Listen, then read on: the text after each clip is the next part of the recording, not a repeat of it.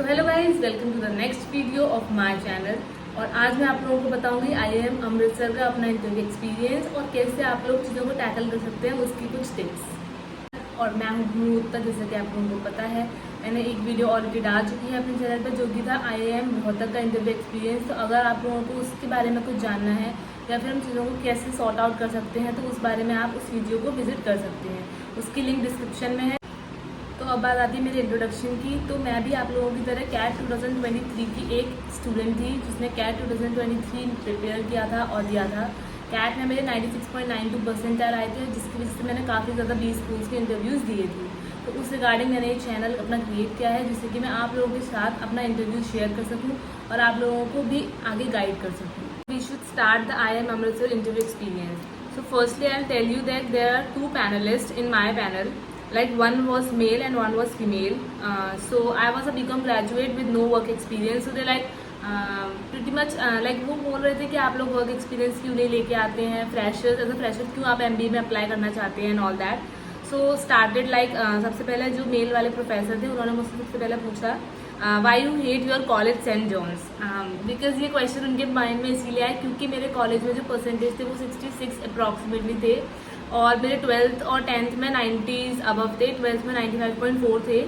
तो he was like कि इतना कम क्यों आए हैं, कॉलेज से इतनी नफरत क्यों थी आपको। तो लाइक मैंने उनको एक्सप्लेन किया कि मैं अपने कॉलेज की टॉप स्कोरर थी। अब हमारे कॉलेज के जो प्रोफेसर्स थे, जो टीचर्स थे, वो लोग मार्क्स नहीं देते। यूजुअली हमारी यूनिवर्सिटी में इतने ही परसेंटेज रहते हैं। तो मुझे उनको वो समझाना पड़ा कि भाई मैं भी अपने कॉलेज की टॉप स्कोरर हूँ, मैंने अपना पूरा 100% दिया था। अब मार्क्स उस चीज़ में नहीं आए तो उसमें मेरी कोई फॉल्ट नहीं है। तो वो लोग समझे मेरी बात को और वो लोग आगे बढ़े। तो नेक्स्ट जो सर ने क्वेश्चन पूछा था वो था that what are the methods of calculating depreciation. This is a very easy question, like we have studied this question in our 11th standard if we have opted commerce. Like it is a very easy question for a commerce student, so I answered it well.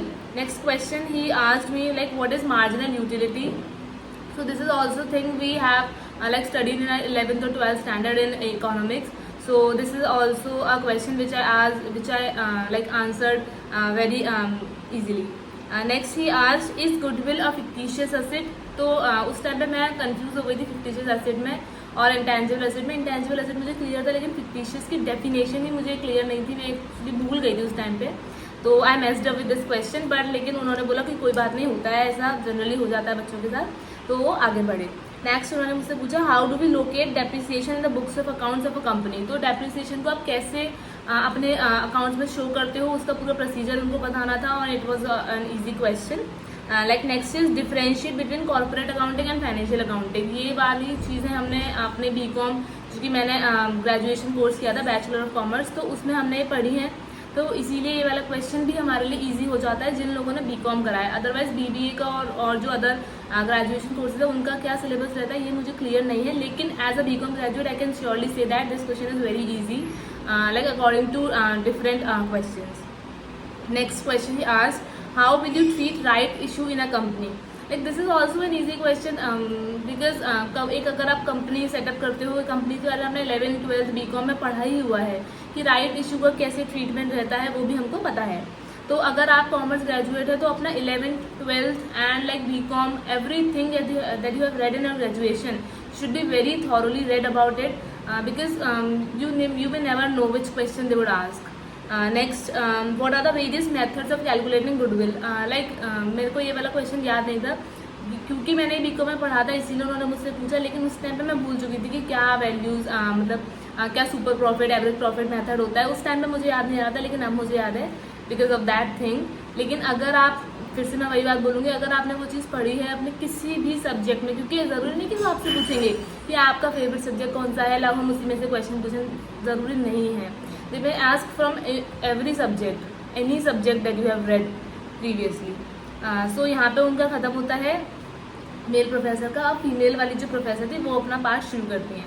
तो सबसे पहले उन्होंने मुझसे question पूछा who is the vice president of India.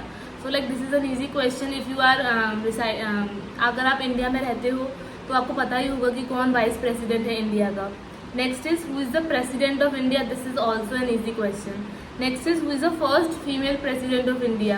Like, again this is an easy question and you should have like knowledge about this, like who is the first president and first female president, first male president, prime minister and all that. Next is what is money multiplier. इस question का answer मैंने दिया था like RBI और like commercial banks के through example समझा के. Like उन्होंने मुझसे एग्जांपल पूछा नहीं था, लेकिन मनी मल्टीप्लायर की डेफिनेशन बहुत ज़्यादा शॉर्ट है, उसको समझाना बहुत मुश्किल है, इसीलिए मैंने खुद से एग्जाम्पल अपना इनिशिएट कर दिया. Next is what countries comprises BRICS, BRICS. हमको पता है कि इसके अंदर कौन कौन सी कंट्रीज पार्ट लेती हैं, तो जो भी इंटरनेशनल एक्सरसाइजेस होती हैं उनके बारे में आपको पता होना चाहिए, बिकॉज ये न्यूज़ में होगा आई गेस, जहाँ तक है जब मेरा इंटरव्यू हुआ था, इसलिए उन्होंने मुझसे पूछा. मुझे इतना इंटरनेशनल न्यूज़ का नहीं याद रहती हैं चीज़ें, लेकिन फिर भी एट द सेम टाइम जो इंटरनेशनल एक्सरसाइजेज होती है between different nations, different countries, वो आपको पता होनी चाहिए at least they are full forms and which countries are like the part of those groups, ये आपको पता होना चाहिए. So like it was a very short interview, questions are very straightforward and there are some answers which are bit long and some answers were which are bit short, like for example the president and the prime minister's questions. I can say it was like 10 to 12 minutes long.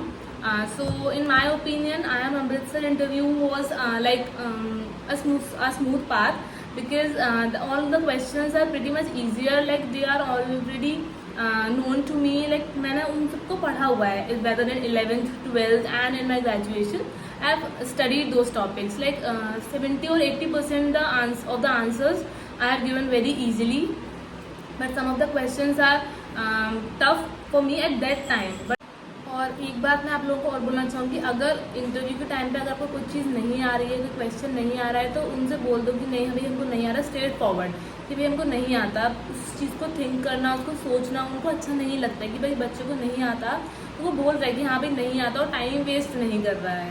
और उसके बाद ये भी बोलो कि हाँ भाई अभी नहीं आता लेकिन मैं बाद में पढ़ लूँगा या पढ़ लूँगी, जिससे कि उनको लगे कि हाँ भाई ये थोड़ा वो है कि कंसिडर कर रहा है कि नहीं भाई मुझे नहीं आता, and he has to read about it. And one more thing, that IIM Amritsar result अभी आ चुका है, उसका रिजल्ट अभी निकला है, तो उसमें मेरा कन्वर्टेड है. So this is a great news. So guys ऐसे ही और वीडियोज़ के लिए और इंटरव्यूज़ को जानने के लिए, इंटरव्यूज़ एक्सपीरियंस को जानने के लिए आप लोग मेरे चैनल को सब्सक्राइब कर सकते हैं. इस चैनल पे मैं और भी वीडियोस लाऊंगी जिसमें कि आपको बताऊंगी कि कैट के क्या रिसोर्सेज आप यूज़ कर सकते हैं अच्छी परसेंटाइल अचीव करने के लिए, और not only CAT but all the other management entrance test also, so that you can ace your exam in every exam that you give for your best B school achievement. Bye bye guys, take care, thank you.